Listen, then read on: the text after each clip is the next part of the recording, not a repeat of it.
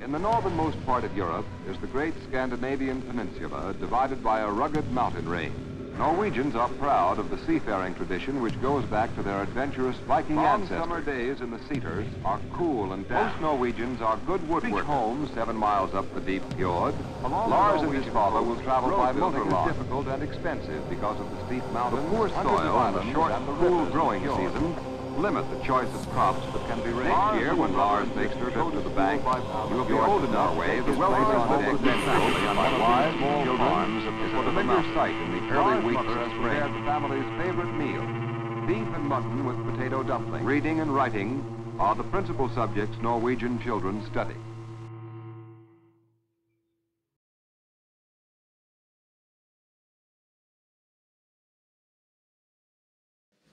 Dobrý večer, přátelé, já se jmenuji Petr Vyrazík a mý kolegové mě poradili, že mám mluvit česky, nevím proč, ale možná proto, abyste slyšeli libozvučnost mé mateřštiny.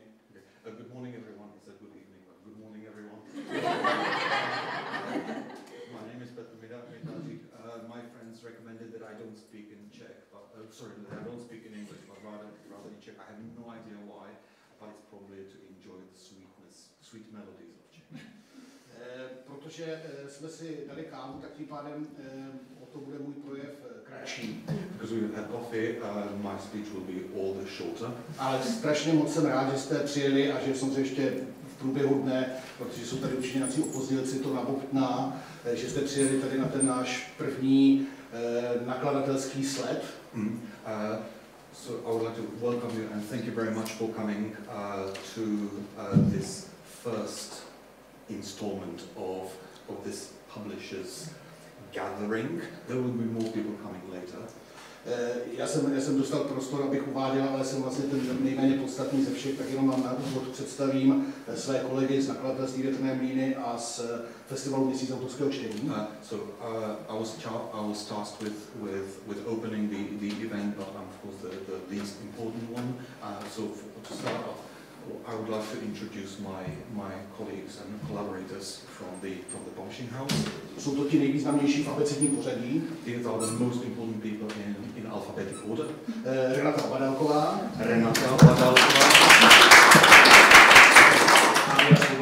Věra Svobodová. A protože jsem už skoro vyčerpal veškerý čas, tak teď řeknu jenom to podstatné, proč jsme tady. And because I've almost spent all my time, I will say the most important thing why we're here. My 24 let pořádáme festival Měsíc autorského čtení, který každý rok má jednoho čestného hosta, jednu čestnou literaturu. For the last 24 years we've been organizing the Authors Reading Festival. We also thought Authors Reading Month with a guest country and a guest literature every single year.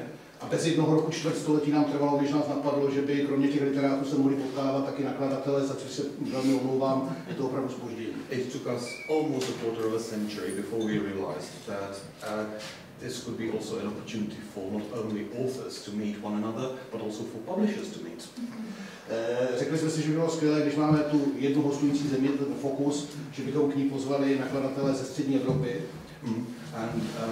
We thought it would be a good idea, and we are sorry that it took us so long to come up with this idea, that it would be wonderful to have not only a meeting of authors, but also of publishers from the Central European region. A že bychom zkusili to, že by vždycky autoři, nakladatelé z té země hostující prezentovali nejlepší typy autorů a věcí, které by ve střední Evropě měly vycházet.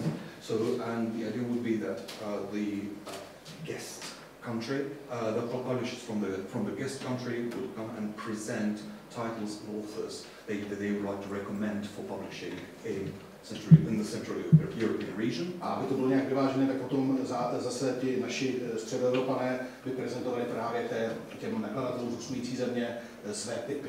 And to balance it out, the Central European publishers would in turn recommend authors from Central Europe to the publishing houses of the guest country. A protože nikdo přesně neví, co to je střední Evropa, and because nobody really knows what Central Europe is, tak se samozřejmě nebráníme tomu, že příští rok bude čestným hostem.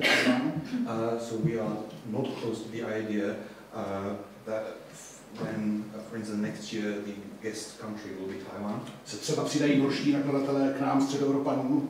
It may be that Norwegian publishers as of next year will join us Central Europeans. A vytvoříme tlak na Tajvance, aby tam vycházelo co nejvíc středoevropských autorů, včetně těch norských. We'll jointly exert pressure on Taiwanese publishers to make Central European authors get published. Ale to záleží, jak vás to bude bavit a jak se nám tenhle multiroční povede. But of course that depends on how much you like it, how much you enjoy it, and also on the success of this current zero edition. Pro naše norské přátelé je takové upozornění, to horko, které tady je, spíš mimořádné, není to úplně obvyklé. For our Norwegian friends, this hot weather is quite exceptional. It's not common in the region. Ale věřím, že tady v těch sklepních prostorách to bude trošičku snesitelné a jsme opravdu moc rádi, že jste přijeli. Těším se na to a našemu jednání přeji zdar. And I hope that in this cellar it will be way more pleasant. I'm really glad that you've made the journey and come to see us, and I would like to wish success to our undertaking.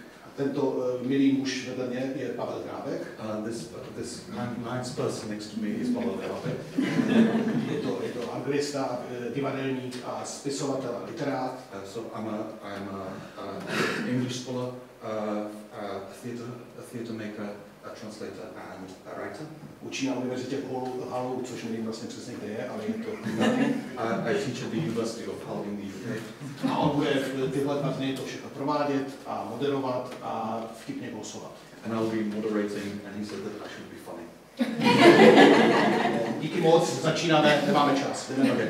So we'll be starting. We're running out of time, so let's start. Thank you very much. Thank you very much. At this point, I'm taking over.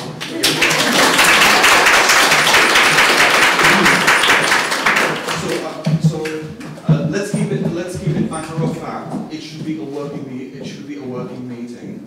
The idea that before publishers start presenting their tips, their authors, we would open with a discussion from 2 writers. So we have Matti and Jarotman here and we will have a discussion now about what they call secret tips. I have a few questions. We'll roughly take 20 minutes. Okay, and we'll catch up the time so that when we come to lunch, we have the most important part of the day, which is lunch that is provided. Okay, so everyone is welcome to a lunch in the yard. So when we finish the morning session at 12:30, we'll have enough time for all the conversations. Okay, the toilets are just outside. Please enjoy yourself. Thank you very much. And I would like to invite our 2 authors here. Okay.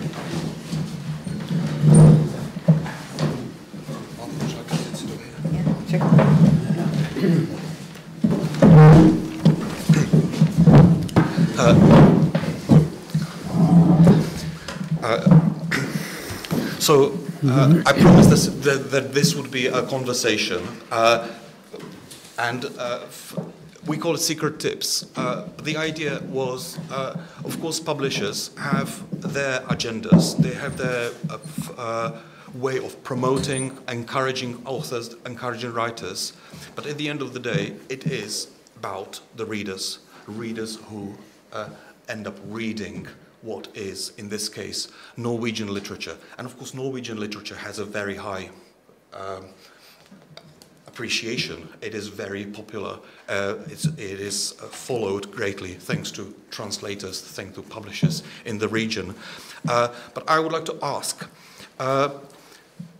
what would you say is the kind of Norwegian essence in this case? Because we Central Europeans may have a very abstract, vague idea of what Norwegian is.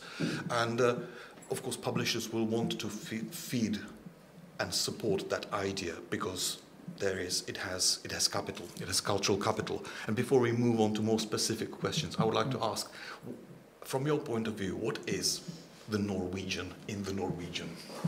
And of course, that's not only a matter of language, because there are several languages that Norwegian literature is written in. So I'm interested in what is that Norwegian-ness that sells? Well, I could start because I probably have the least experience as the younger, fresher author. So I don't feel qualified to really say what the essence of Norwegian literature is in as many words. But I am writing from a national ethnic minority perspective, so my idea of Norwegian literature is obviously a bit more diverse than perhaps the more central city idea of what it is entails. So for me, it can be a lot of things, but I think what makes it striking or interesting to other people is that it talks about a lot about nature and about how our country builds on the landscape that we have, which is quite unique. I suppose every landscape is unique to the country. But for us, I think it feeds a lot into the literature we write, the places, the Vasenhoffs, the weather, the seasons, and all of that. And the culture has been shaped by the nature and by the seasons, and so the literature is shaped in turn by that. It's my opinion, but I'm sure you have a lot of experience. Maybe a kind of Norwegian-ness has to do with nation building, because the great generation of Norwegian writers, starting with Ibsen and the so-called four greats, were writing just after the Norwegian liberation from Denmark and during the coexistence with the Swedes. So I think it has even Norwegian literature today has to do with that historic experience. And I think also from my experience visiting other countries, it's also a very democratic literature. I mean, it's recruited from all levels of society, and the way Norwegian books are produced and published is also in a way democratic. It is easy to become a writer in Norway. The threshold for publishing is quite low because of arrangements to support literature. So these are maybe the environments that Norwegian literature thrives in, I would say. That's very interesting. That the kind of the main topics that you've covered from nature, the vastness, the weather, the seasons, and of course the human position in the dynamics that happens. Then of course the national, the nation building and the democratic. It's probably what we would recognize as essentially Norwegian. But I wonder. This is probably at the heart of what Norwegian is in the abstract, in the core. What would you say are the diversions, or how does it diversify? Because Norwegian literature is not only about the nation, it's not only about the weather, it's not only about the season. Would you say that there is something that is specifically Norwegian in the way you write? And does it relate to languages, to the languages that Norwegian uses? Is there a specific literary genre, for instance? Or is there a specific way that Norwegian authors think of the function of literature? I think it's interesting that the two of us on stage today are in a way representing minority languages. Although, I mean, kvensk is absolutely a minority language. Nynorsk is maybe a minority language, but it's also another version of the main Norwegian language, so it's quite complicated. But I think the fact that there are several ways of, several versions of the Norwegian, written Norwegian, makes it easy to play upon different levels of language.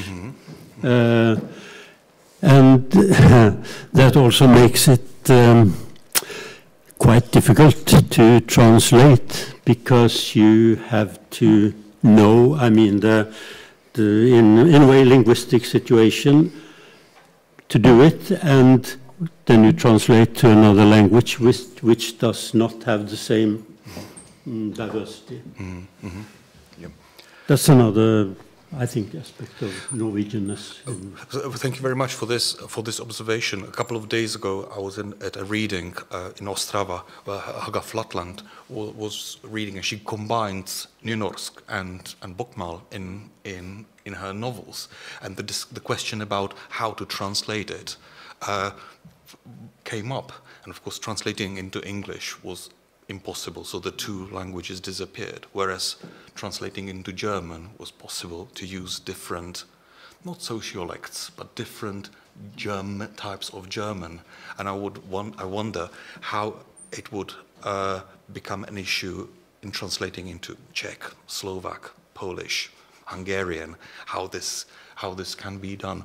But would you say that the language also creates its own, I won't call it genres, but it's probably not a genre, but maybe the way, the type of writing. And I don't speak Norwegian, none of the languages, so I'm just curious how much there is the connection between the language that you write in and the form, whether it's a novel, a poem, or short story, a play, or non-fiction. I think that there's all genres have been written in both. Maybe crime fiction is more so written in bokmål than it is in nynorsk. It depends a bit, I guess. But from my perspective, when I read things written in nynorsk, I do automatically view it as a bit more cultured, maybe. Just because it's an active choice of not writing in the standard that you, for many of us, is the standard anyways. So it's more of a choice, and then more intention behind it as well. But I think, as you said with Helga Flatland, that there is a trend towards blending more and more. The same that I do in my poetry, I blend languages, and the intention isn't necessarily that everyone's meant to understand everything. There's sort of an accepting that things can be inaccessible for some, more challenging literature maybe, and I think that's very interesting. But it's probably an international trend as well, blending languages. And yeah, it's also very interesting. And I apologize for my ignorance here. Do you think that this trend towards the diversification of language, the fact that more and more variants of language are used, goes hand in hand with the democratic? And also, if you say that bokmål is probably the most official, is it connected with the nation building? So does it signal in itself the history that you are drawing upon culturally? And I don't know whether, I'm just trying to open questions. if you look at the Norwegian dictionary for either bokmål or nynorsk, the possibilities are almost infinite. There are so it's I think what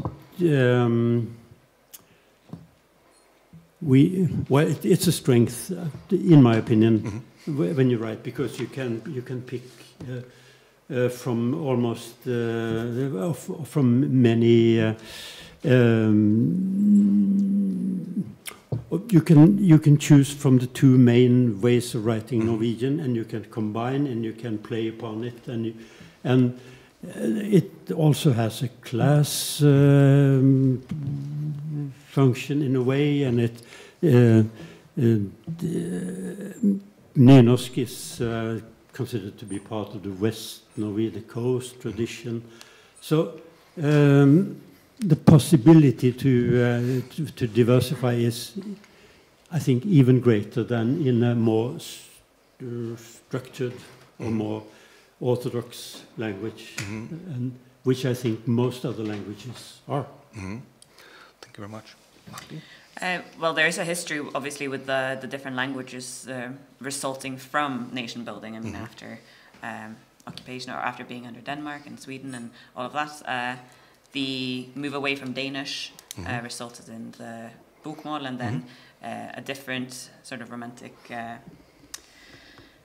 strain or intention to create another way of writing that's more closely related to the way we actually speak, resulted in nynorsk. So today maybe it doesn't carry the same connotation, but historically it does have a big role in the nation building aspect of it. And but I do agree that the move towards, or the democratization of literature as well, and the move towards inclusivity in society, towards minorities and indigenous peoples, have led to people being more able to express themselves in different languages, and not only out of their own sort of intentions or their own acceptance of identity, but also that the publishing industry allows for it, because that historically wouldn't have been the case, that you could write in other languages than Norwegian and have it be published. I mean, it wouldn't be seen as something that could sell. But now, today, people are more open and willing to read things that they don't necessarily understand or know, and that's great for us who write in other languages. I think that's an important Point. feature of Norwegian literature today, because you're in a way representing the Kven language, kvensk, you're sort of in the other end of nation building, because the Norwegian linguistic nation building was quite, I wouldn't use the word brutal, but it was, I think you said yesterday, it was efficient. It was efficient, and and so the minorities, especially the minorities up north, the Sami minority and the Kven minority, were forcefully Norwegianized as part of this nation building. That's true, yeah. And that has been loosening up for the last 10 or 20 years, I think. Yeah, I find fascinating that within one relatively small nation in terms of population, but of course vast in terms of the environment and the space, there is almost like a cultural or linguistic dialogue happening in the field, and as you say, it is progressively possible and as you say easy thanks to publishers and the support that writers have to go into those territories. And as you said, there is the expectation that not everyone will understand everything, which personally I find fascinating as a topic, because that kind of arrogance that, you know, I'll read it and I'll consume it and I'll understand it immediately is, of course, thinning the experience. I'll ask a bit, well, it's not a charged question, but do you see that there are trends, or what would you say are the trends, or rather, what would you say from your own reading of Norwegian literature of the recent years? Where do you think what are the greatest discoveries? Where do you think literature is going, branching out? I've been asked this previously as well, as a young author as well, just sort of what's my take on it. But from what I've heard within the industry and from other authors as well, the trend in Norwegian literature is relational drama. That's more small scale, first person, past tense, not these epics as much in the everyday kind of writing. But what I see is a trend towards a more political literature that is going into dialogue with actual issues in society, and it doesn't pretend to be neutral in that way, sort of is trying to achieve something politically perhaps, that more so than before. So if we talk about migration or what have you.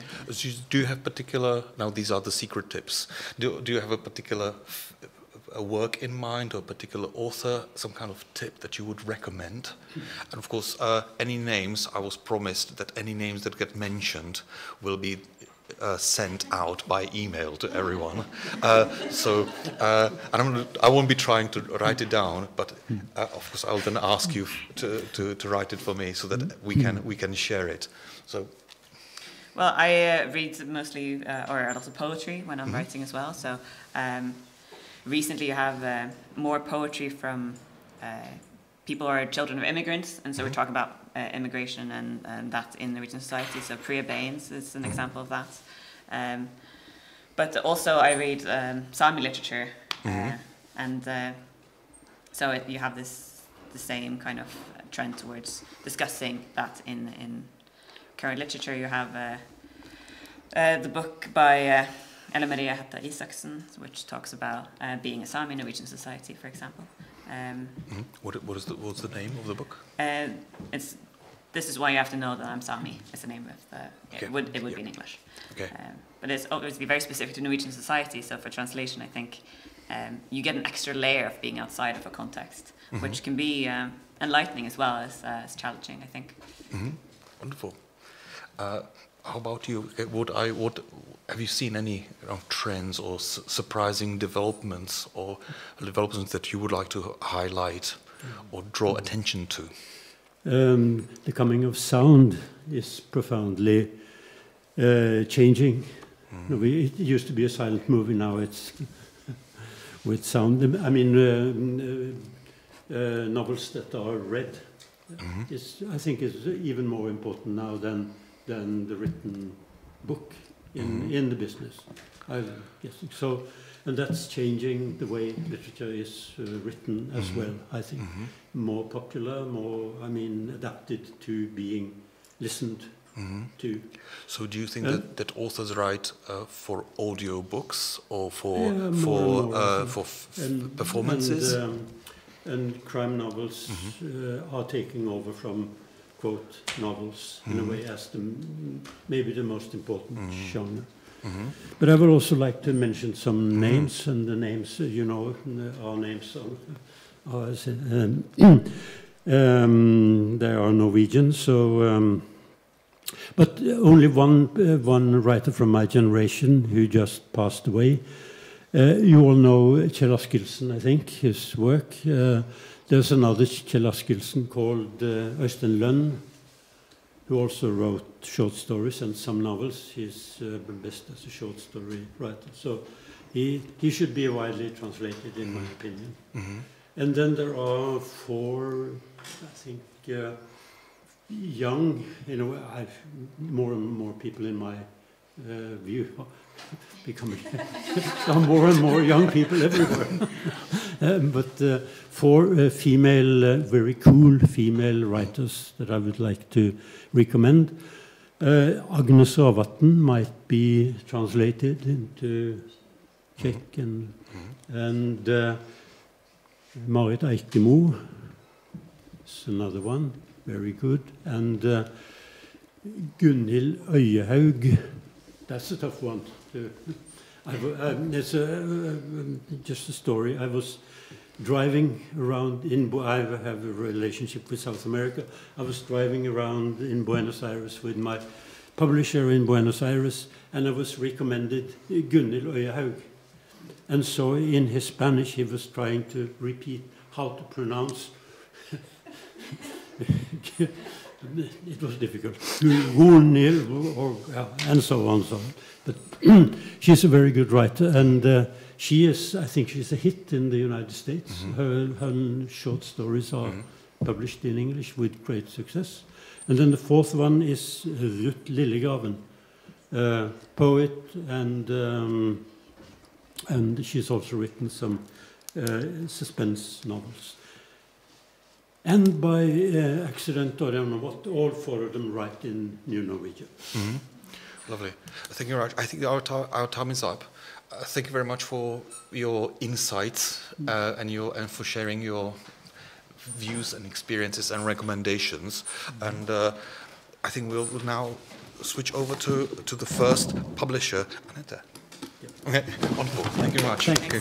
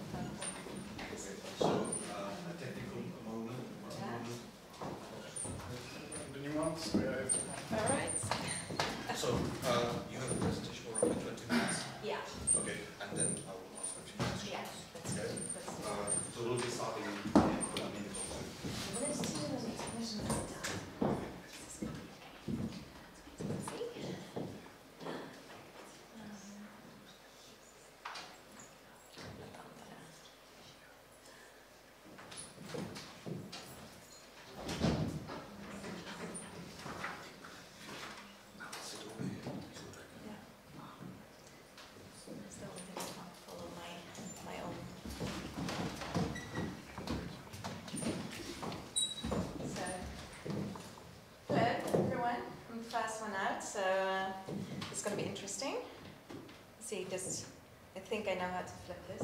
My name is Anette Garpestad. I work with the Cappelen Dam Agency from Cappelen Dam Publishing in Norway. We are an in-house agency, and that's when you come internationally, that's actually something people are surprised about. Well, would you have an agency in-house? But when it comes to... I'm really sorry to interrupt. Can you use the microphone? Oh, yeah, sure. Because it's live streamed. Yeah. All right, there. Now you can hear me. Cappelen Dam Agency, in-house agency. When you come from a publishing house like Cappelen Dam, it actually makes total sense. We are the biggest publishing house in Norway. We publish in all genres, all sorts of literature. And we have a wide catalog of primarily still living authors, actually. So it's very much alive, what we are publishing. And this wide catalog is actually something that we use quite a lot in the agency as well. So this is us. It's me and my 3 colleagues. It's Ingvild Haugland in the middle there, who is in charge of the agency, and my colleagues Ida and Sunniva. And we have been a team of 4, more or less, as long as I've been working in the agency, which is from 2016. Me, myself, I've been working with books since 1994. So I actually next year have a 30-year anniversary. So it's been a while, but I must say, this is the most fun I've ever done in the business. So where do you meet us? A little bit high up there, but we are at all the book fairs. We travel at film festivals, we go to literary festivals. We are pretty much going wherever we can meet people like you guys. It's the literary crowd from all around the world, and we also go where we are invited, so it's here, mainly. We have a lot of, we work together with NORLA a lot, and also with the embassies around the world. Have some guest of honor appearances coming up, both in Cairo, Bologna, and 2026. So it's a lot of things going on, a lot of traveling. But I wanted today, because it's like, okay, if I was going to go through our entire catalog, it would take all day. So I've just chosen some of the authors that we work with. And this is, right now, the one author that we are getting the absolutely much attention for. She's actually, surprisingly, she's published Vigdis Hjorth, she's published in 30 countries and not in the Czech Republic or Slovakia yet. But I can tell you that the rights are about to be sold. I'm actually going to Prague to meet with a publisher on Wednesday. But the Slovakian rights are still available. But what's happening with Vigdis Hjorth and what has been happening with her authorship in later years is just tremendously great to be looking at. She's been writing since the 80s, so I mean, this is not a new author. She's always consistently been writing really good, solid literature, writing in genres both for grown-ups as well as fiction for adults and also essays. And she has now, after she had her great breakthrough internationally in 2016 with Will and Testament, which is a book that sold very well in Norway, became a bestseller in many countries, also earned her National Book Award nomination. She then followed up internationally with Long Live the Posthorn, and now latest is Mother Dead, who earned her a nomination to the Booker International Prize. So this is really an author you should be reading and you should be paying attention to. She's coming out with a new novel this fall. Her last novel was called 15 Years, and it is diving into the coming-of-age storytelling. It's a young woman, a young girl, who's really sort of discovering that her family has issues that she never discovered before. She discovers that her mother is lying and that her father is denying things that has been happening in the past. And in the new novel that's coming out this fall, The Repetition, we might or might not be following the same girl. It's like that with Vigdis because she has this feature of going into families and family issues, and especially mother-daughter issues. So also in this novel right here. Girl, late teens, almost becoming an adult woman at this time, having these dreams and thoughts of what might happen and how it might happen. Might not happen exactly the way that she thought it would, but what happens when she uses fiction? What if she writes what she would have wished for instead of actually? And what if someone reads what she has written and then thinks that that actually happened? So that is sort of the main idea around the new novel. It's coming out in August, and I can promise you it's really like a tight little intense novel to read. We also have Alan Lu, and he has been a huge international star actually since the 90s.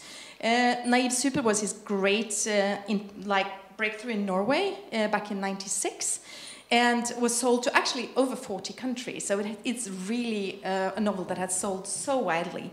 And he's still a best-selling author in countries like Turkey, where his novel Doppler, that came out some years later, was actually the third most selling novel just of international translated fiction in Turkey just a couple of years back. So Alan Lu is very much still writing. And I mean, when it comes to something that, when you're talking about Norwegian literature here, I would say that also one of the things that features Norwegian literature is kind of a dark humor. You have that in quite a lot of Norwegian writing as well. And I think that Alan Lu is actually the most prominent of those absurd, dark humor that just like, it's so absurd that you have to laugh. And that's what also happens in his next novel, which is also coming out this fall. It's called The Dream Bike Registry. We follow Solveig, who actually during the novel changes names several times. And she has a telephone to her insurance company telling that my bike was stolen. And they go like, okay, where was it stolen? What happened? What are you going to do? And what she's telling and how it was stolen becomes more and more absurd. So in the end, the insurance person says, okay, was this all in a dream? And she was like, yes, but it felt really real. So it should be taken seriously. And that's actually how it follows up on this fact that, of course, the insurance company doesn't want to take it seriously that her bike was stolen in a dream. But this is something that just infuriates her, and she needs to do something about it. So she invents this bike registry, dreambikeregistry.com, where people can register a bike who has been stolen in their dreams. And from there, of course, in Alan Lu style, it all takes off, and it all turns out both funny and in ways you never would have thought. So this one is also coming out in August. And he has no publisher in the Czech Republic or Slovakia right now. Roy Jacobsen is absolutely also one of our biggest stars, published here in Czech Republic by Pistorius, and not published in Slovakia, but he has been sold in over 30 countries, also been nominated to both the Dublin International Literature Prize and then Man Booker International, as it was called then. The Unseen is maybe the one that he's most known of, but he was actually nominated to the Dublin International also for the band Town of Miracles, which was his actual international breakthrough already before The Unseen was published. And just like it was said in the talk, it's obviously, when you talk about Roy and about the things that he's writing, especially when I read The Unseen as a manuscript back in the days, and I was wildly enthusiastic about the book, and then I was like, but how will this ever sell internationally? It's a story about people on a small island off the north of Norway back in the early 1900s. I mean, how can this even work out? And it turns out that that is the universality of it. It's actually every country around the world, you come from a place. You have a family who comes from a place. And it's like this small island might be high up in the mountains, or it might be a valley, but it's the same principles of things, like where do we come from, where is our origin? And I think that that is what he's really told, both with these stories about where do we come from, how do we build our society, but also how do we overcome war, which is also a case in the later books. So he does that really well, and also in his latest novel that came out last year, The Unworthy, where he goes into the Second World War. And I would say in a new way, because usually when you hear about the Second World War, it's the good guys and the bad guys, and you're pro or con, or you're somewhere in between doing things. But I mean, just remember that in a state of war, actually most people are not heroes or bad guys. They're just caught in between. And that's exactly what he's sort of showing us in this novel. That is about a group of teenagers who are on the east side of Oslo during the war, just trying to put food on the table, just trying to make do. And I mean, they have parents who might, for different reasons, not be able to take care of them. And that is because they might be dead, or alcoholics, or in sorrow. I mean, there are reasons for it. But just like turning it into this intense story about things that might also be going on during a war, I think it's a really well-written novel that I highly recommend. I also want to mention Ingeborg Arvola, because we were into this minority edge of things. And Ingeborg Arvola is one of our really shooting stars at the moment. And she's also from Kven origin. And with her novel, which is The Knife in the Fire, has been sold to 11 countries already. We have great expectations for the launches in especially Denmark and Sweden and Finland first. But this one is promising to actually get great attention also abroad. And when it was the stories, it said about not necessarily the epic stories that get the most attention in Norway. This is one of the epic stories that are getting attention. So having a novel that has everything is the whole drama of someone at the late 1800s going north to get to the sea, where, according to her brother, this is Britta Kajsa, she's the main character, a very strong woman, and her brother says that up in the north of Norway, the ocean is boiling with fish. You should come here. And she lives in the north of Finland, has been shamed for having 2 children out of wedlock, says that enough is enough, and just heads north. And of course it has all of those. If you can imagine having those Western stories from back in the days where people would head west, not knowing where they would end up or what would happen on the route, and maybe making it, maybe not. This is exactly what this is book about, just it's all set in the Arctic. So of course she comes out on Finnmarksvidda and out on the other side to Neiden, and in Neiden she meets her destiny. And the best of all is actually that it might or might not have happened exactly like this, because it is the great-grandmother of the author whose story is told. And this one is absolutely not yet sold to either Poland or to Slovakia or Czechia. So this one is available, and I would say huge, huge bestseller. So this is, and also winner of the Braga Prize, nominated now to the Nordic Council Literature Prize. I want to mention just a few like short mentions of our other genres as well. Kirsti Kristoffersen is also turning into our biggest YA bestseller with her trilogy Celebrity Crush. And I mean, we need to have good, solid literary titles, but we also need to be entertained. And I must say, this is like a heartwarming trilogy that has all the readings. I mean, it's of course written for teenagers, maybe 13 to 15, but it worked really well on Woman 47 as well. So I would say having that first summer where you meet your first crush, meeting love for the first time, and what happens if he has secrets? What happens if he's actually entering into this contest to become the new star? And this is the trouble that we follow through 3 of these books. So far sold to 7 countries, and I'm sure it's going to go further. It's going to be launched in Germany next year by Zokamp.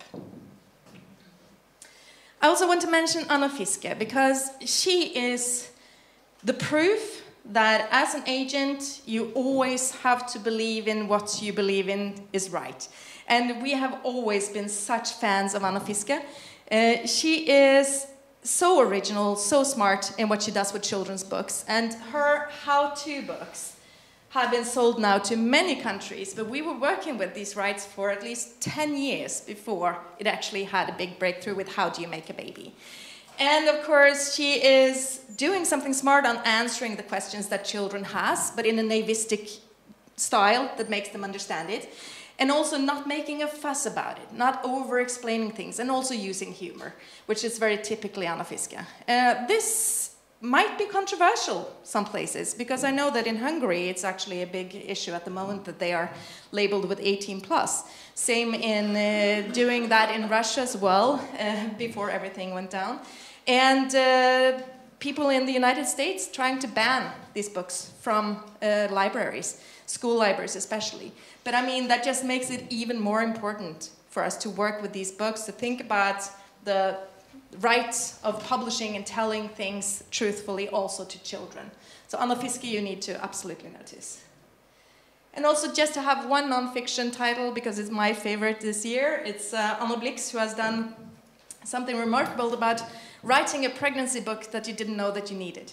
And the world English rights was actually sold in London already. German rights has also been sold. It has been called the best non-fiction this year by the critics.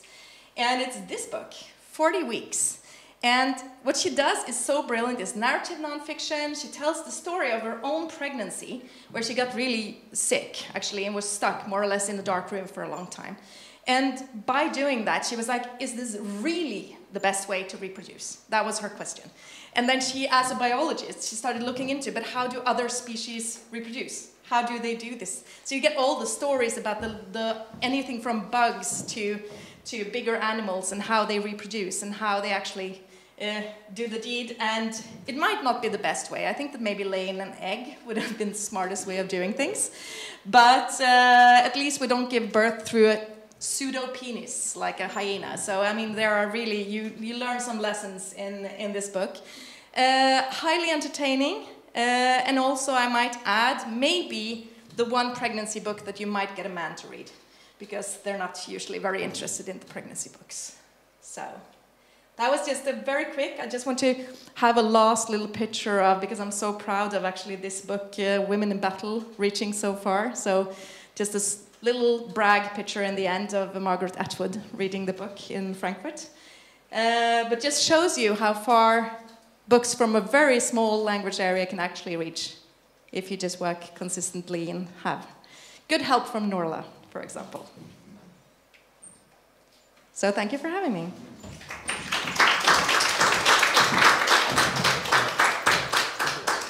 Should I sit down? Well, as you wish. So, thank you very much for the presentation. I have a question. So, we are now dealing with books in translation. What do you, from your experience as a publisher of nearly 30 years, what would you say is the largest, the biggest issue or the biggest challenge when working or promoting or doing the agency for books in translation?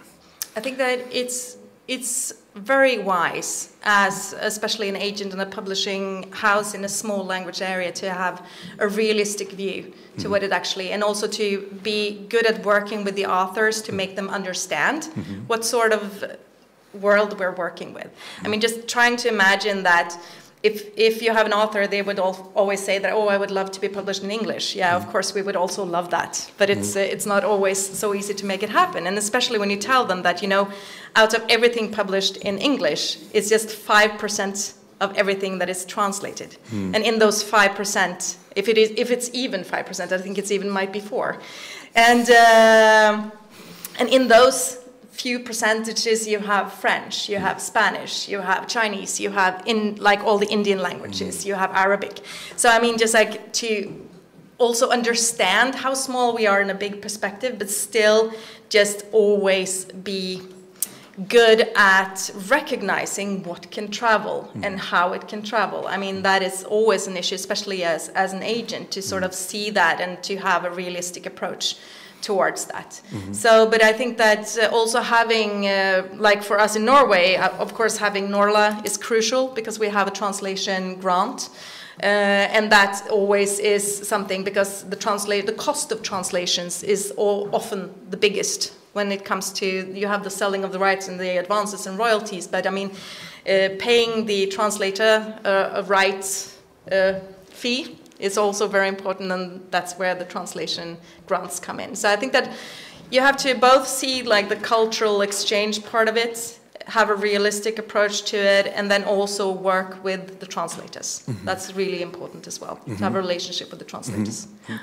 I find it fascinating also because of my background as a kind of graduate of English. Translators don't come because of a grant. They are a result of education, of hard work, of years and years of dedicating. So I wonder what you think is a way in which we can kind of promote the importance of translation, the importance of translators, and especially when it comes to small cultures. Norway, a country of 5 million people, roughly. Slovakia, a country of 5 million people. We are talking about Czech Republic, 10 million. Hungary is 10. But of course, Poland is larger. It's 40. Sorry, 40. Yeah. So.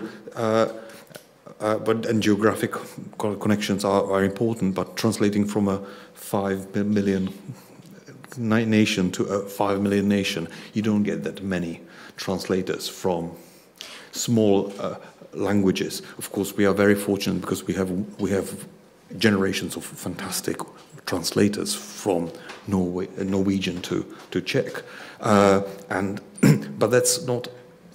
That it doesn't come kind of on its own. And that's also something we have to work on from a publishing perspective, to actually support the education of translators. And I think that also by initiative of Oslo Literary Agency now, putting into our contract that anything that's bought from us should be actually translated by a person. That's maybe the biggest issue at the moment, and just acknowledging that translation is actually something that you have to know how to do. It's nothing that a computer can just take over and do for you. So I think that at this moment it's, and I mean, we don't have so big issues in actually Central Europe, because we have educations in the different countries for the Scandinavian languages. But for example, from Spanish, we're pretty much starting to lack translations. And we have to look into how to build on having new translators educated. It's really important. Yeah. Because this is not just a question of publishing. This is of course a question of education. There is a big debate now happening in this country, in the Czech Republic, about closing down small departments of languages. Like, why should we have 2 or 3 Chinese departments of Chinese, of sinology? Why should we have departments of that and that? And of course, that's a big challenge. It's very short-sighted because something will get lost. But I just wonder if there is a way in which we can kind of promote the importance of translation and the importance of traveling literature that goes from one culture to another, and because of course it is the cultural exchange and also the acknowledgement of the differences and likenesses between the cultures, and I think that actually literature that travels does that in the most unique way, and I can just see also how you, as an agent, you can actually see what's going on like a bigger perspective when you're working with publishers, because you get into the different countries and what kind of politics are going on, what's actually the pressure point in this country at the moment, and you understand the world in a better way as well. And I think our authors also traveling see a lot of the same. So for a bigger understanding of the world, this is actually something that makes that happen. But for us as an agency, it's crucial to work with translators and to have good translators who can work with the literature that we represent. I have one last question. It's about translating into Norwegian. Do you also publish books in translation? Yes, we do in Cappelen Damm, because we have our own editorial department that deals only with, actually, you have both the commercial translated fiction and the literary translated fiction. So we translate quite a lot, and my colleagues in those departments are also very much on getting the right translators to do the work. So, what would you say is the biggest issue for the translated literature? It's getting the word out when it comes to public, like how to get the press to review things that are in translated fiction, and you have to have sort of angles to it, because if you have a Norwegian author, especially like you have here in the Czech Republic, of course, if you have a Czech author, they can do interviews whenever, they can go on TV, they can speak in the language whereas someone who's visiting Norway, maybe for a short period of time, getting the reviews into TV, radio, and the media. That's the biggest issue, getting the word out there. But we are working very well with the literary festivals, for example. The Literature House in Oslo invites a lot of foreign authors that are in translations. I think that they are doing a good job, and we have been getting actually great attention for quite a few of our translated fiction now recently. And we translate quite a lot both from Eastern Europe, Central Europe, and other parts of the world. So it's quite wide. Lovely. Thank you very much, Ait. Thank you. We'll have time, of course, for question, debate. I would like to ask now Gunnar for your translation. Thank you very much, Ait.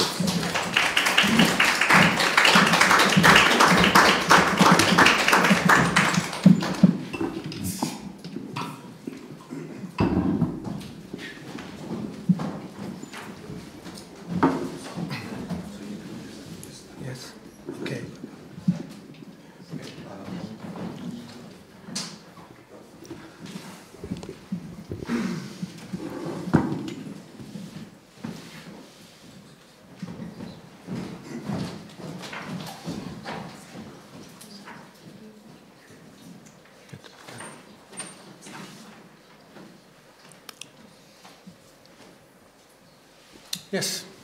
Can you hear me? Yes. Okay.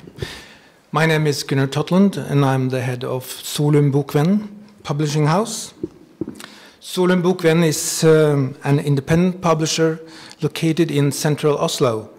We publish just under 100 new titles per year, with approximately 40% being Norwegian books and 60% translated works from other languages.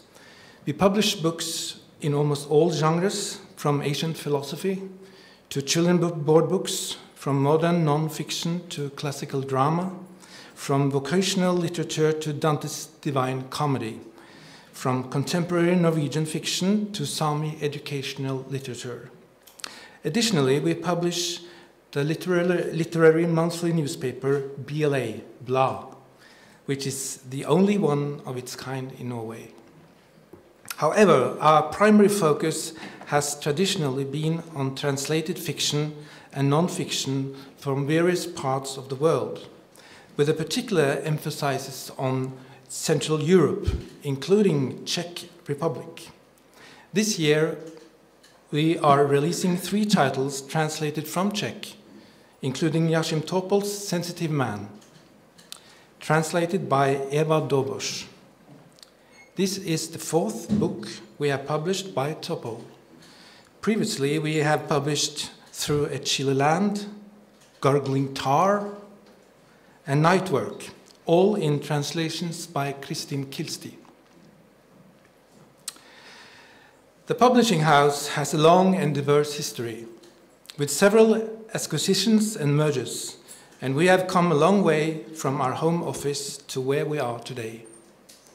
In fact, our history traces back to 1915, when Ivar Mortensson Englund established the magazine Vidar, and subsequently Vidar Forlaget, which was the first publishing house we incorporated.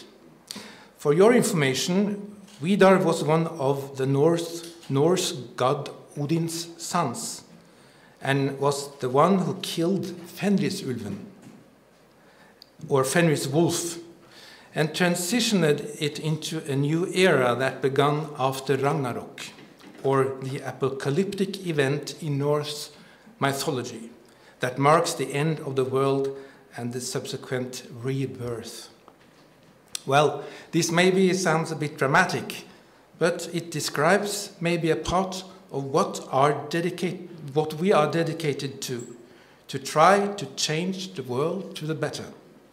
Above all, we aim for the publishing house to contribute to enhancing the profound literary experience, whether the book is written in Norwegian or translated into Norwegian by our skilled translators. Books have a crucial role to play in expanding the vast realm of public discourse, creating space for a rich variety of literary expressions. Furthermore, we strive to foster a diverse and inclusive literary landscape where voices from various backgrounds and perspectives can find representation.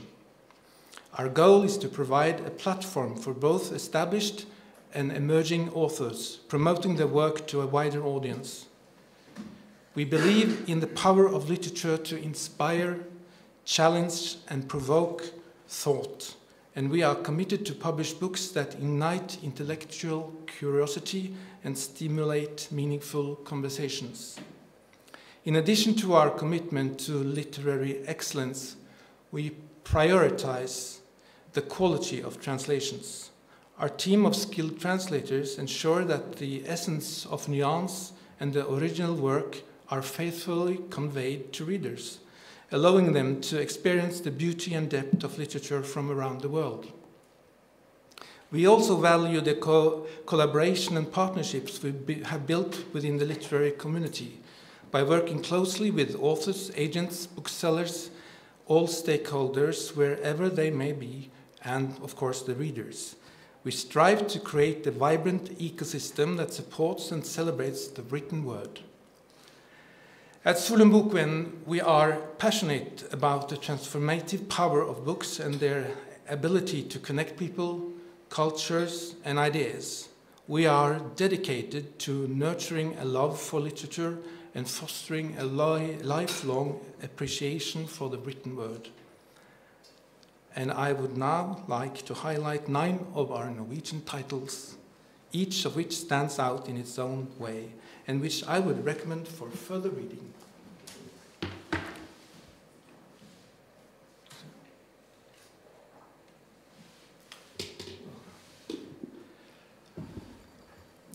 Lene Therese Teigen, Tulla Larsen, Mathilde Munch.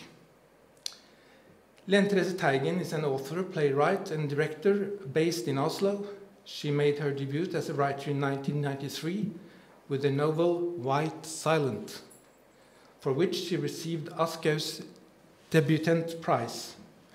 In addition to the novel Unfaithful and Andrea Does Not Exist from 2015, she has written numerous plays that have been translated and produced in several countries around the world. Her play, Time Without Books, premiered at the prestigious Teatro Solis in Uruguay. It later premiered in Norway in January 2020, and received exceptional feedbacks from the audience.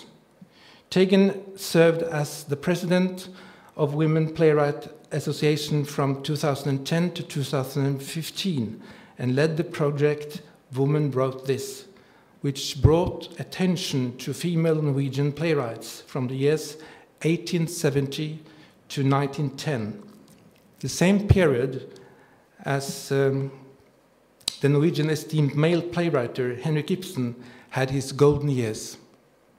In 2018, Tegan was awarded the Munch Scholarship by the city of Oslo.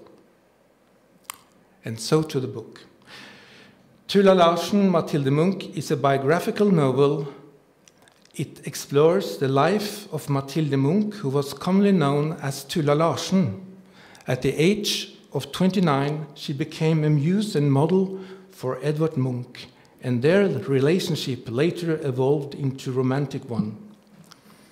With her distinctive red hair, she can be easily recognized in several of Munch's paintings. The relationship was tumultuous and controversial, and it ended with the infamous shooting in Åsgårdstrand, during which Munch's hand was injured. In this biographical novel, Tuula takes center stage. Her relation with Munch greatly influenced her reputation during her lifetime and even after death. Many famous moments from their relationship have primarily been depicted from Munch's perspective, often by male scholars or authors. However, this novel presents Tuula's point of view, providing a glimpse into her life, her relationship with Munch, and other relationships, including Norwegian painter Arne Kavli and shipbroker Hans Blair. A central theme of the novel is how one copes with the role of being a supporting actor in someone else's life. I have a lot of nice reviews here. I can just take one here. Tuula Larsen's Mathilde Munch is extensively... No, that was not the right one. I'll stop here and just say that the book is sold to Germany. And then I go to the next one.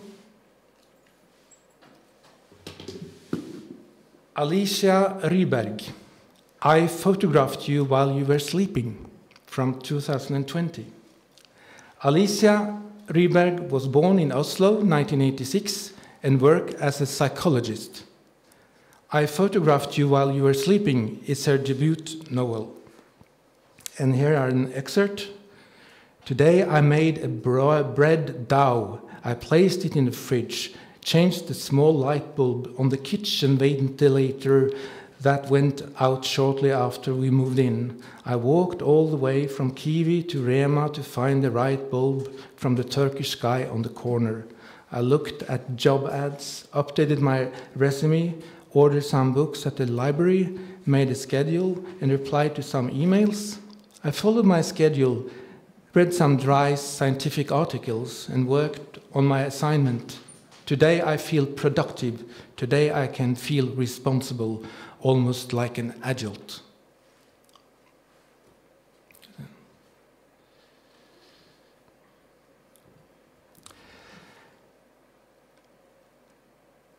I photographed while you were sleeping is a tender story told through a series of letters written by Inga to the people in her life, both living and deceased. Through these letters, we gradually learn about Inga's story as she explores her relationships with her siblings, her studies, her boyfriend, and her tendency to cope with her problems through alcohol. Alicia Ryberg writes passionately, yet with composure, capturing Inga's perspective on the world beautifully. This insightful debut novel delves into themes of compassion, relationships, and the journey of self-discovery through our connection with others. And here is a review. I photographed you while you were sleeping, reminds us of the diverse starting points we all have, and explores the challenges of giving and receiving love when we are not accustomed to it. From Aftenbladet. Then we go to the next one. Elin Tinholt, The Sisters of Stenberg. Elin Tinholt is a Norwegian playwright and author. She has written several plays for Norwegian radio theatre. The Sisters of Stenberg marks her debut novel, followed by her recently released second novel, The Necessity of Nature Studies, published by Solum Bokvennen. The Sisters of Stenberg is a captivating and poignant portrayal of Norwegian women's history. Set during the summer of 1840 at Stenberg, a farm owned by a county governor Lauritz Weidemann, this emotional charged novel is based on real-life events. Weidemann, a prominent figure in Norway's founding, is a powerful patriarch admired and respected by all. The story revolves around Weidemann's three daughters, Bolly, Nadia, and Amalie. These young women lead privileged yet sheltered lives on a farm bound by strict regime. Their days are characterized by routine, chores, and predictability. However, during the summer months, the family welcomes friends and guests to the farm who are enhanced by the beauty of the place and the lives of its inhabitants. Occasionally, even strangers find their way to the farm, as in the case in the summer of 1840, when Amalia Weidemann turns 22. Elin Tinholt is not the first author to be inspired by the three sisters of Stenberg. Camilla Collett, a feminist pioneer, is said to have based one of Norway's first novels, Amtmann's Døtre, the district governor's daughters, on their story. And here is a review, a prose that is tender, beautiful, fragile, and poignant. The reading experience is a pure pleasure. Hamar Arbeiderblad. Yeah.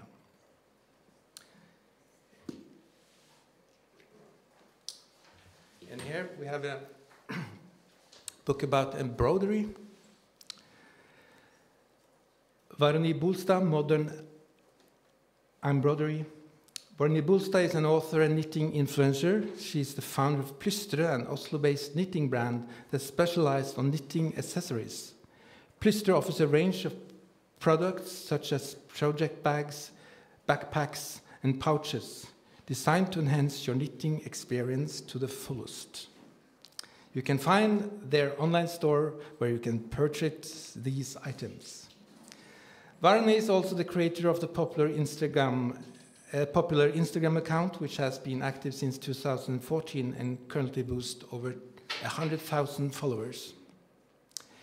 In her book, Modern Embroidery, Varni Bolstad demonstrates how you can effortlessly revitalize your wardrobe by incorporating embroidery onto both new and old garments, with 15 embroidery patterns suitable for beginners and advanced embroidery alike. This book serves as an excellent resource for creating unique and sustainable wardrobe with a personal touch. Additionally, this book includes Varni's easy and beautiful knitting patterns, including sweaters, cardigans, and accessories, which complement the embroidery's design and can serve as a great foundation piece for your creation. It's sold to Denmark, England, and Germany.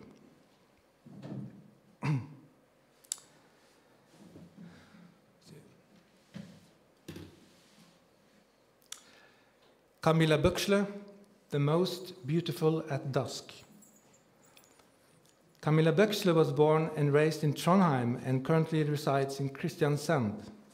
With a background in teaching and preschool education, in both Norway and England, she embarked on her writing journey with The Most Beautiful at Dusk, her debut novel.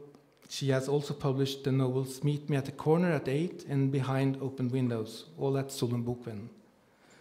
The Most Beautiful at Dusk tells the story of Camilla, who roams the street of Kristiansand, the same streets her grandfather once wandered in his youth.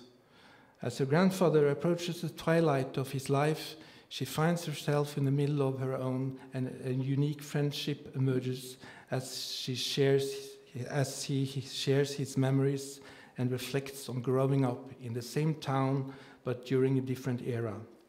This novel delves into themes of family and importance of truly getting to know one another before it's too late. It serves as a poignant reminder of life's most significant aspects: death, love, and the everlasting yearning for perfection. Upon its release, The Most Beautiful at Dusk was recognized as one of the best books of the year by the national broadcast in Norway. It resonated deeply with readers and garnered substantial attention from the media. And a review: this novel deeply touches me. It is a book about a grandfather and the generation he remembers. A wise choice. The novel becomes the traces of a long life. And I feel a feel-good novel that authentically conveys a profound sense of goodness. With The Most Beautiful at Dusk, Camilla Böckschle has vividly painted a portrait of a dying man within a beautiful tapestry of memories. Okay.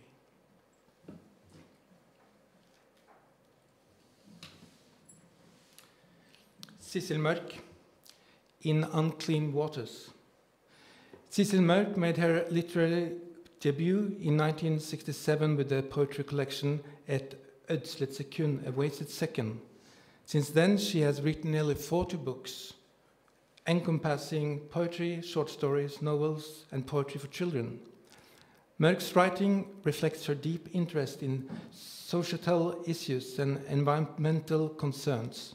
Her work has received numerous awards, including Fritt Ord's Honorary Prize and the Norwegian Penn's Ossietzky Prize. Mostly everything is thought, said, and done. People are both good and bad, many too hungry, many too full. Everyone is fighting their own battle. Life is a mockery, and when one has finally gathered enough knowledge and experience to life, it's over. In Unclean Waters tells the story of Ole Victor Kalle, who grows up during the early years of Norway's petroleum era, being exposed to the industry through his father, who works in the field. Ole hears captivating tales from oil workers.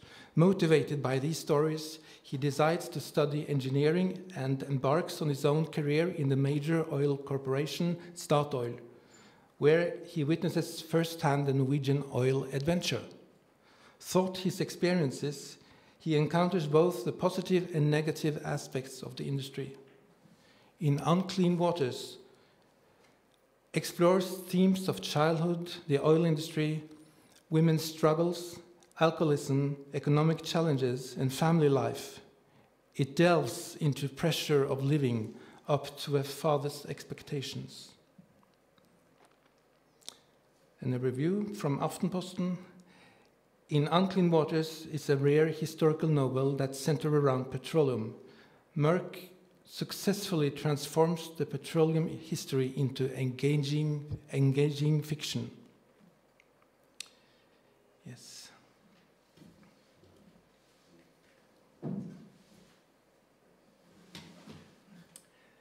Carl Müller-Fröland, The Nazi Ideology. Carl Müller-Fröland holds an MA in ideology studies and has written a PhD thesis on Nazi ideology. More than 70 years after the collapse of the Nazi Germany, the question remains unanswered. How did a leading European nation with a rich culture give rise to a violent dictatorship that sparked a global war and committed industrial genocide? What exactly was Nazism, and why did the Nazis behave as they did? Nazism did not emerge in a historical vacuum, but rather had deep roots in German culture, as detailed in this book. From German Romanticism, certain ideas emerged that played a significant role in the genesis of Nazism. Notions of the individual as a mere part of the national collective and the world as a realm of unending struggle between opposing forces took hold. This book takes readers on a captivating journey through time. It explores how various currents of thought, such as folkish holism and irrationalist Lebensphilosophie, contribute to the development of Nazi ideology, which might come as a surprise to some. The texts examine pre-Nazi German intellectuals, including Herder, Schelling, Fichte, Nietzsche, and Jünger, shedding light on their influence. It also explores key characteristics of the ideology, such as ultranationalism, leader worship, racial theory, anti-Semitism, totalitarianism, romanticization of violence, and the strong element of occultism with Nazism. Furthermore, the book offers insight in the psychological impact of Nazi ideology, revealing how it motivates individuals to wholeheartedly embrace and actively support the Hitler regime. This is the story of how a political religion emerges and exerts such profound control over individuals' mind that they become willing participants in the most extreme actions, culminating in Holocaust. This book is sold to several countries and has had very great reviews and is highly recommended. And then I jump to the last book.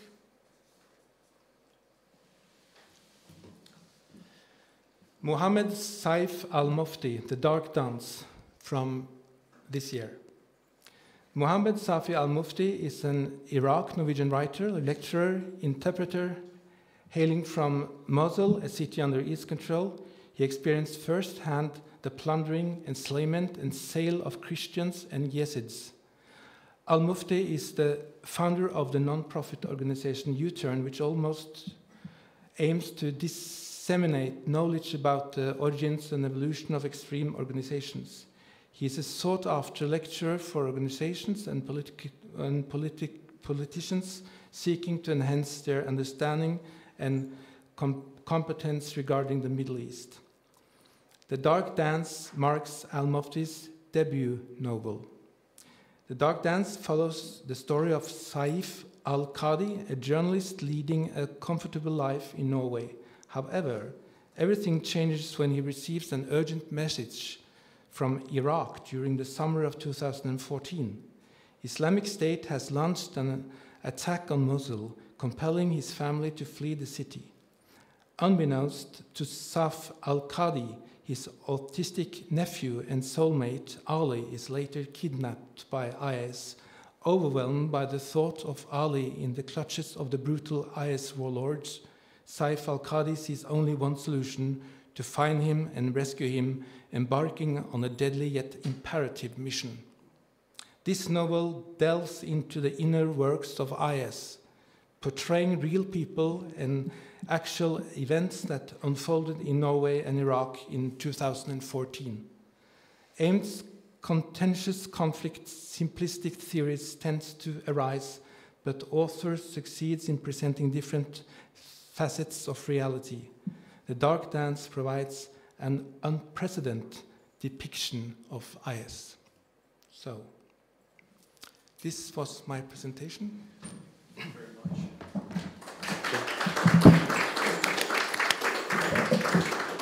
Thank you very much, Gunnar, for the wonderful presentation, and I've enjoyed it immensely.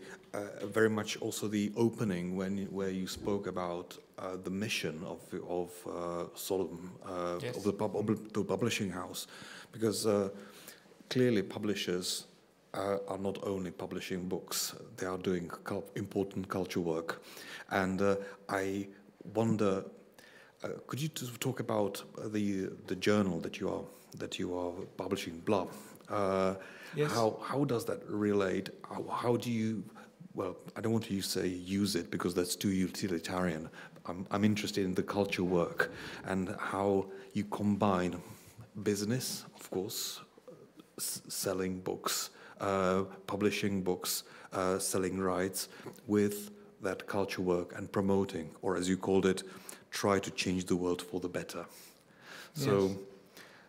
You're wondering about Blah, the magazine. So how does it relate to your publishing? Or Well, it's actually outside the organization, so it's totally editorial free. Mm-hmm. So we have two editors, and they work through the medias and publish interesting articles and reviews from all the publishing houses, reviewing new books in every issue. You mentioned that for roughly 40% of your books are Norwegian authors, yes, and about 60 are books in translation. And you mentioned Joachim Toppol's The Four Novels. Yes. Could you speak more about the books that you translate and publish in translation? How do you find the titles? How do you recruit the translators and so on? Well, we have to diverse them into two literary genres. It's non-fiction and fiction. When it comes to non-fiction, we publish a lot of philosophy, kind of intellectual books about economy. So we have more or less like a program with trying to explore into the main philosophers of all times. And therefore we publish books from the Greek antique through Walter Benjamin and Kant and Hegel and so on. So that's we have a huge program there. And we publish each year several titles, filling up this what we call the yellow series. Yep. And then we have all our fiction. And well, we both publish translated poems and short stories and novels, and we actually look around the whole world. So we are one of the publishing houses in Norway that has the greatest amount of languages that we translate from. So. But of course, we have some scouts outside Norway looking for us, and we have also, of course, when it's books on short list or long list, we are of course looking into that. So I will ask the same question that I asked Annette. What would you say is the biggest challenge for a publisher? Working with foreign publishers. So for instance, you've offered 8 titles, 8 authors. But what would you say is the biggest challenge that you are experiencing? Well, we are quite a small organization. We are not very rich, so we have to, of course, decide very thoroughly what we are using all our efforts on. So it's of course to have not enough time to investigate what's actually out there, and then to build long-term relations with other publishers is of course very important for us. So. But it's a question of time, really. Actually, this was one of the reasons why we organized this event, because it goes hand in hand with the kind of democratization. Because some of the fairs, book fairs, are very expensive. The accreditations, and so this festival and the publishing house want to promote both the big publishing houses, but as well as also the smaller ones, so that we get a range that is way more diverse, way more inclusive. So I think this is it's very good that you mentioned it, that you, as a relatively small publishing house, so one of the challenges is, of course, spreading your interests too thin, but also very importantly, building the long-term relationships. How do you recruit translators? How do you work? Do you have a collection of translators, or is it? Yes, we have a very skilled collection of translators, but when it comes to small languages, it's quite hard. If you shall translate from Bulgarian or Romanian and so on. But We are publishing a great novel this autumn, Cartarescu, his last. It's a 900-page book. And there we have a wonderful translator, very skilled, translating from French, Italian, and of course Romanian. But for the minor languages, it's a problem, and it's a problem due to the lack of interest in the university. As you mentioned, they are building down the small languages. So that's unfortunate. Yeah. Really. Okay, lovely. Well, I think our time is up now. Yes. Thank you very much, Gunnar. Thank you very much.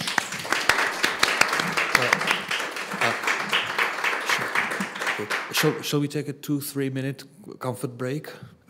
And then we start with Tori on the hour at 12. Okay?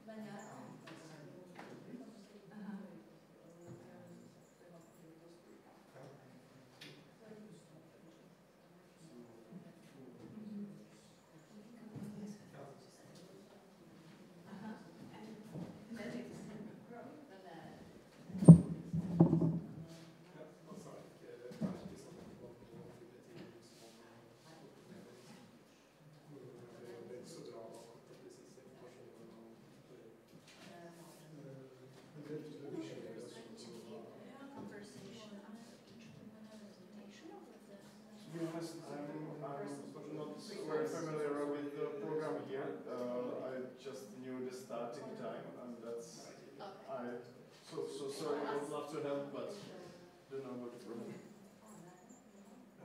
But someone was discussing tea together, so I think that could be the best place to ask.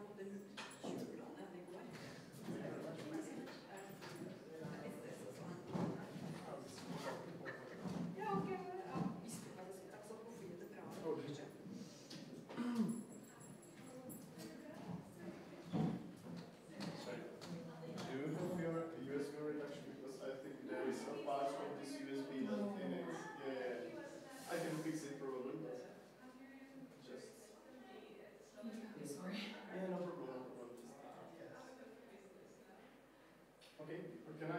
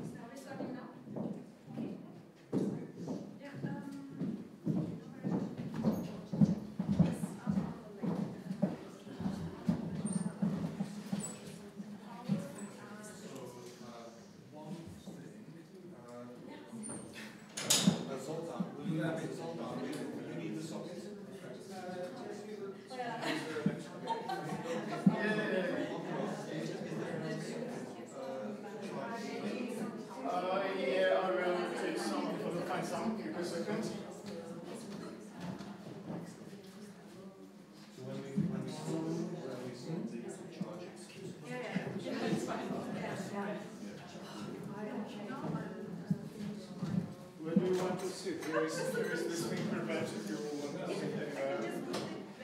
Well, I can drag it to some chair if you want to work on it. Okay, just as you wish then. Yes. Okay, okay.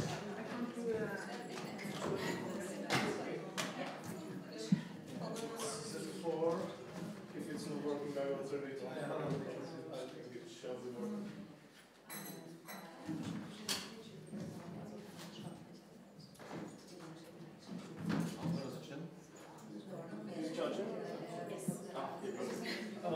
Jo, kdo je ještě prosím? Tolik.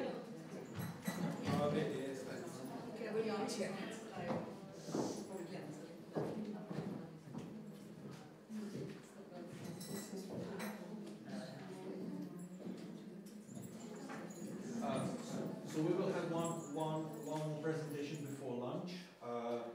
We'll finish 12:30, and the lunch is getting ready, and everyone's welcome. Ondra is just setting up. Whenever he's here, we can start.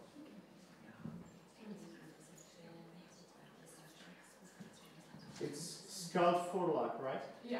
Okay. Yeah, somebody does that too.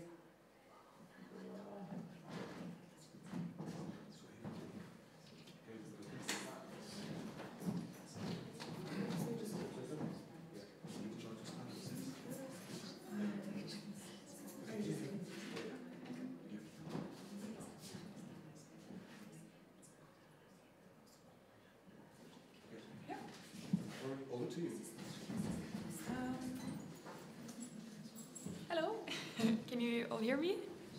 Yeah. My name is Tora Håland. I work in Skald Forlag. I work with narrative non-fiction books mostly, and it's really nice to be here. Really nice to meet all of you, and yeah, a great opportunity to connect. And also me, I'm quite fresh to publishing, so it's also really nice to maybe learn from you a little bit.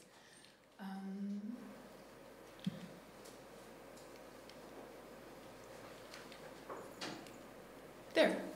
Yeah, Skald Forlag is quite a small publishing company. Right now we're 4 people working, and we're based in Leikanger, which is on the western part of Norway. Very small place. I moved there in January, and it's tiny, but it has its pros as well. We're an independent publisher, and we work mostly in nynorsk, so like the very equal but smaller written language in Norway. And we have about 20 publications a year. We focus mostly on narrative nonfiction, and we document culture. Also, we write about or publish about traveling, different takes on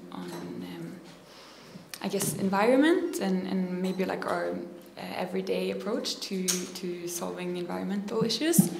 And then we also have this series called Nynorske klassikere, which is world classics that we work with translators to publish in New Norwegian. And also we do children's literature. Yeah, so I'll present some of the titles and authors that I think could be interesting for you and the V4 publishers to translate and publish yourselves. Most of them are traveling books, because we have a lot of very specific local books as well. Yeah, so I'll start with those. This book, I see is the draft of my presentation. I think I uploaded the wrong one, but that'll do. So Gunnar Garfors is, he is a traveler, like a professional traveler. He used to be a traveling journalist. Now he writes books. He has a lot of records within traveling. Like he's the one, I think he has a world record of visiting most countries in 24 hours, which is 19 countries, which is cool, but it's not great. And but now he's trying to move away, or he's moving away from that. So he's discovering more slow traveling. And what is really cool about Gunnar is that he's very great at meeting the people and really getting to know them everywhere he goes, which he then brings into his books. So they're great for not only using as guides to traveling, but also to really getting to know the people who live in the places you read about. And this book, Ingenstad, or Elsewhere in English, it's already been translated into Hungarian. It's been published there this year. Yeah, and it's about, well, he visits the 20 least visitable countries in the world, or the countries people are least likely to visit, and they all have somewhere between 60 and 40,000 tourists every year.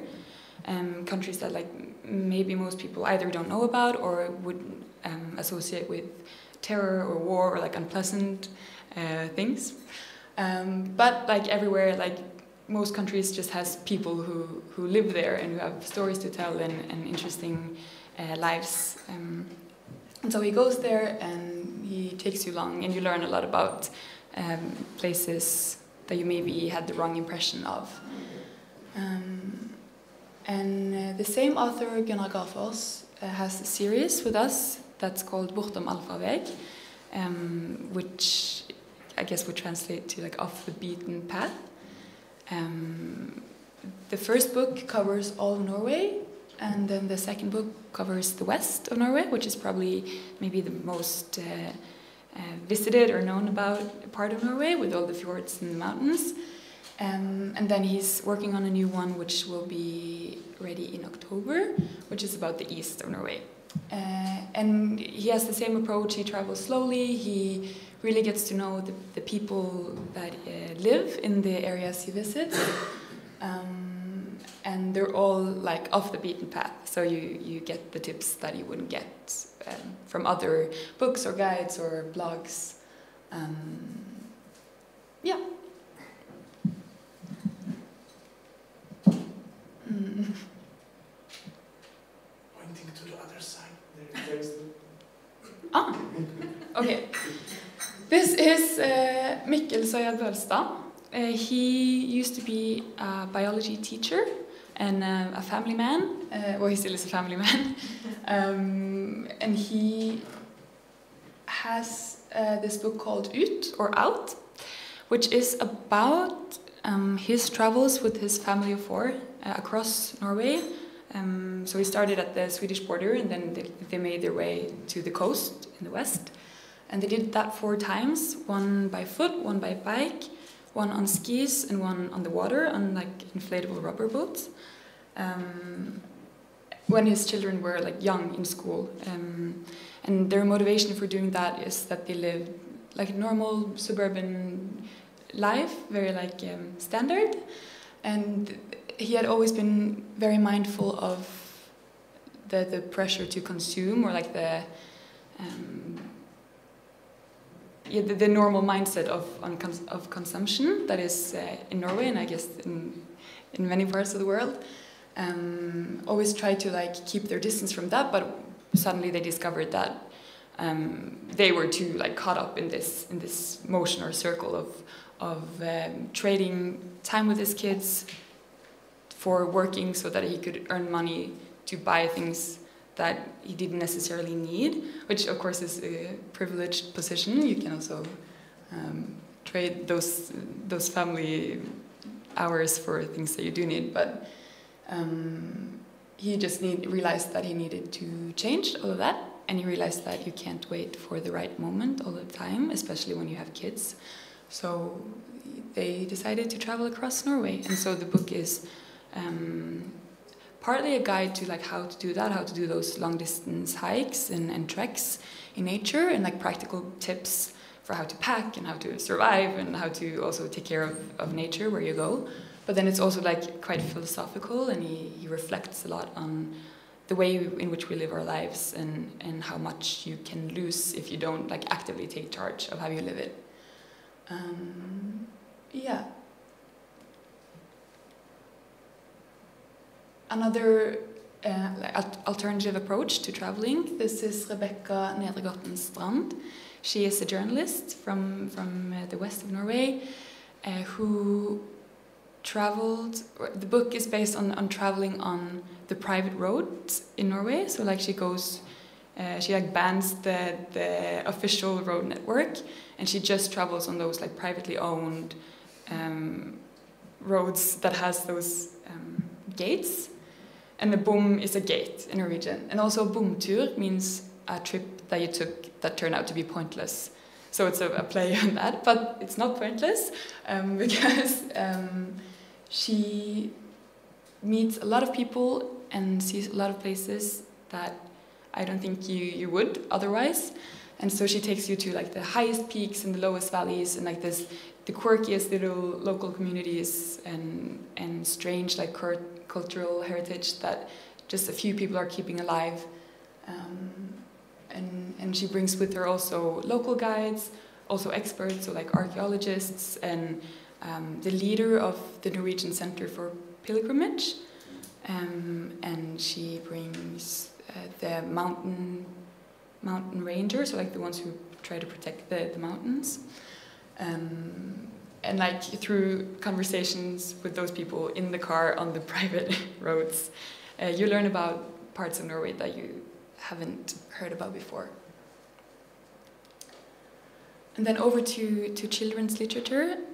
This book is called Kanskje Kanskje, or it translates into Maybe Maybe. It's written by Arna Osland, which is a established children's literature writer.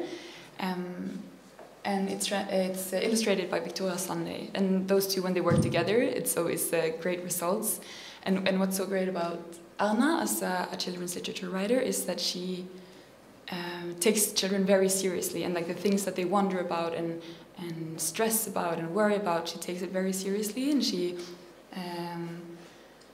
goes into like a conversation about that. And her books also have layers, so I think it would be interesting to read I think it's interesting to read as an adult as well. For instance, this book, it's about the plot is about Edith, who has a loose tooth, and she is very overwhelmed because she's so unsure of what to do with the tooth. And she gets a lot of advice from a lot of different people, which just confuses her even more. And she stresses a lot about this tooth, as her dad says that she should just pull it out and give it to the tooth mouse. Her friend gave it to the tooth fairy. Then another friend says that you should just flick it up into the air and watch it disappear. She's very overwhelmed by all this well-meant advice. And then whilst thinking about all this, she actually loses the tooth, and it becomes very critical because there's time pressure. But then it's also another layer, which is like you go through history in different cultures and different times, and you learn about what people have done with their missing or like milk tooths in those different periods and places. And then it's also about, you can read it as like about growing up, because losing those teeth is like a clear marker of like change or like becoming older. And so I think they're very beautiful to read aloud as an adult to kids, but they're also like fascinating for the kids. And they're very beautifully illustrated as well.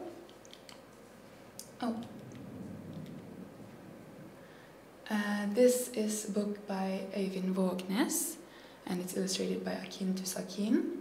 It's called The Little Blue Shark. Again, it's like one of those layered books where it's about a shark who's blue instead of grey, which makes him stand out, and he feels very strange. And also, since the ocean is blue, he also feels that he just disappears into his background. But then he travels around the ocean trying to find like-minded friends. And so it's both the discovery of what's beneath the surface of the ocean, but also a story of maybe feeling on the outside and trying to dare to be who you are, even though it's maybe not what the rest is. Yeah, it's how do you say that? It's like a sensitive book, but it's friendly, yeah. And then, okay, I have a lot of better photos of this. That's in my the word in the draft. But we have this series that started with Godnattboka, or the Good Night book, and then it was followed by the fantasy book, the monster book, the comfort book, and the fairy tale book. And this, the first one, or all of them, are stories written in nynorsk, or the New Norwegian language, by both established and newer writers. It was the first book, like lullaby book, that was entirely in New Norwegian. And the illustrator, I'm so sorry, Gunvor. If anyone wants to know, I'll give you the name afterwards. She was a newspaper illustrator for like the biggest regional newspaper in Norway, and this was her first illustrations for literature. So it's a very different approach to illustrating children's literature than maybe what you're used to. And they're all a collection of bizarre and wonderful and fascinating stories for children, and they all start with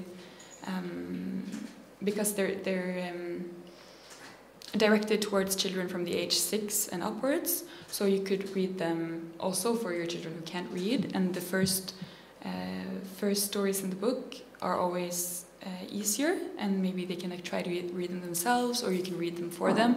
And then as you get like further into the book, the stories get progressively advanced, and maybe for the older children who want to read themselves. And these have been a huge success, become very popular like gifts, because they're quite big, and they're like within New Norwegian children's literature, they become like classics for storytelling. So great gifts for Christmas or for baptism or just other occasions. And these have also been translated into Chinese, and they're sold in China. Yeah, and that was it.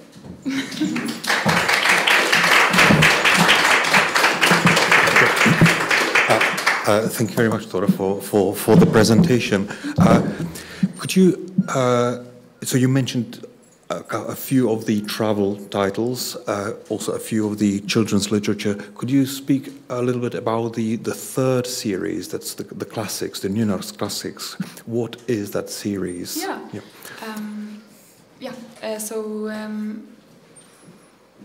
The idea was that not a lot of classics are translated into New Norwegian, classics from around the world. They're mostly translated into bokmål, which Skald thought was a shame, and I think a lot of writers and translators and hopefully readers also thought it was a shame. So we wanted, or they wanted to create this series that was like systematically collecting classics from around the world and translating them into good and like modern New Norwegian, because New Norwegian can sometimes be misconceived as maybe old-fashioned or like a little heavy, but it's also like it's a very efficient language, and the modern versions of it are quite easy to read. So both translating them into that version of Norwegian, but also making them accessible for maybe readers who are a little bit hesitant to start with like the big heavy classics. So we try to select maybe the most accessible works of those big authors. So as a good, I think good for like both the very advanced literates out there, but also for those who want to get into the classics, but maybe are a little bit like hesitant or scared of them. And would you say that this is kind of the agenda or kind of mission of Skald Forlag to kind of promote or democratize or make more accessible both travel classics, but also when you mention the this book series with kind of progressive readership skills? I think it's maybe a twofold mission. I think one of them definitely is making literature accessible, and then mainly with the World Classic series, because I think that can feel inaccessible for some, even though it might not really be. The other mission is because we're a small publisher and we're based in a different location than maybe the main publishing branch in Norway is. We also feel responsible to publish books that should be published but maybe won't make it in like the big publishing community or branch. So documenting cultural heritage and also trying to find like the voices or people who do things differently. Thank you. So you mentioned that these are classics translated into Nynorsk. Do you have other books that you translate, or do you focus only on classics? For translated literature, we focus mainly on classics, also on children's literature, and that's something that we want to do more of also in the future, do more translated children's books. Do you also have plans for bringing in some travel books or environmental slow travel from other corners of the world? Yes, definitely. Okay. Yeah. You mentioned that you were relatively new to publishing. What would you say was the greatest surprise for you in joining the business? I think two things. Maybe because it's a small country, or just because literature people are very friendly. But I think it was less scary than I thought. I think it's a branch that really connects well and can work together like across the different companies and like the different goals. And I think you can also see that in the way like we work to change maybe some of the frames for publishing in Norway, or also strengthen the frames that work. But then also that like all the bureaucracy of publishing, or all the or like practical steps and all the agreements, I found surprising, because maybe that's like a very romanticized view of it, but you think it's just like all these creative people and things just like work, and then it's a lot of like less creative, more like administrative parts of it that make it work. Yeah. Wonderful. When you spoke about translations and translators, I'll ask my question about translators because they are very important. So how do you find your translators? How do you work with them? So I'm not in charge of the translated series. That's my boss, Simone Stibbe. I've only been in Skald while releasing 2 translated works. And what were they? They were, I don't know exactly the name of it in English, but When Ivan Ilyich Died, it's a Tolstoy novel. A Tolstoy novel? Yes, Ivan Ilyich. Ivan Ilyich, okay. Yeah, and then it was The Cinnamon Shops by Bruno Schulz, which we released this spring. Yeah. I know that Julia Widloka, who translated Schulz from Polish to New Norwegian, it was also her first time translating into New Norwegian, and she talked a lot about the difficulties of that, because the Polish language is so vast and it just moves in very different ways than Norwegian, and I think especially New Norwegian, because New Norwegian can be very like, how do you say, it's it has like, it's very simple but clear rules, and the syntax is also very simple but very strict, and so I think she struggled, but she managed very well to like figure out how to like, how much can each sentence bear in New Norwegian with the Polish like semantics and but I haven't worked personally with the translators, so I wouldn't.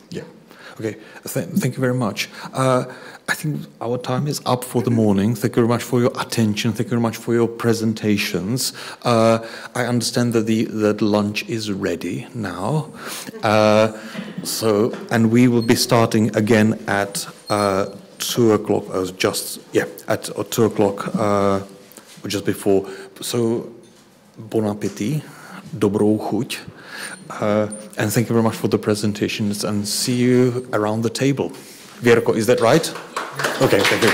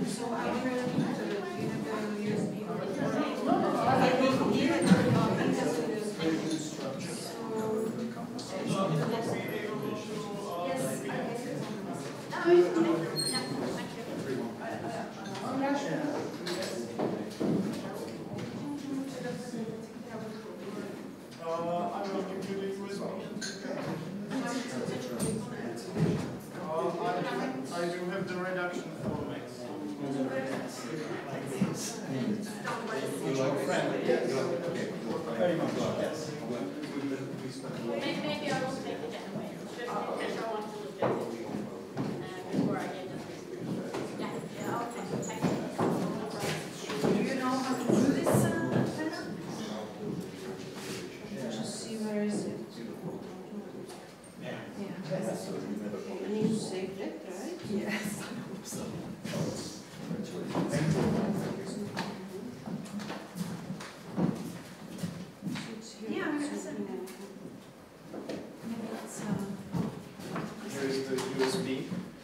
there's a folder MAC projection, like match projekce. What do I do? Okay. Uděláme to spolu, Ondra, chceš? No, klidně. Somewhere here. Is there a mic and yeah, it's okay. It's very okay. nice to borrow. Yeah, it's okay. Presentation. Yes, that one. Yeah. No, please don't. Just copy it. Yeah, there is. So, copy, and here will be the no name soon. Should be there. Okay, can I take it for a second? I'll just stop Zoom. A do we want? Nemusíš to dávat do nabíječky, už musím. Jo, ale že nechám proč. It's charging, so. Yeah, and here. Yeah. Oh.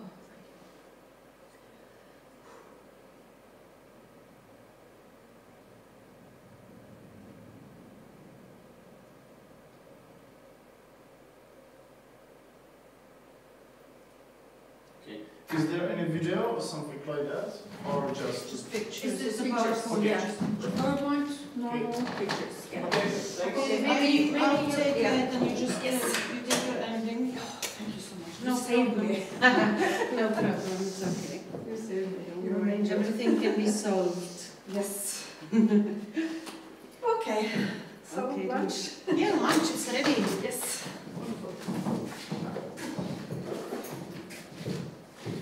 And is it the first presentation of second block? I think it's the last one. Okay. Druhá, myslím, že druhá. Yes. Okay. The next one and then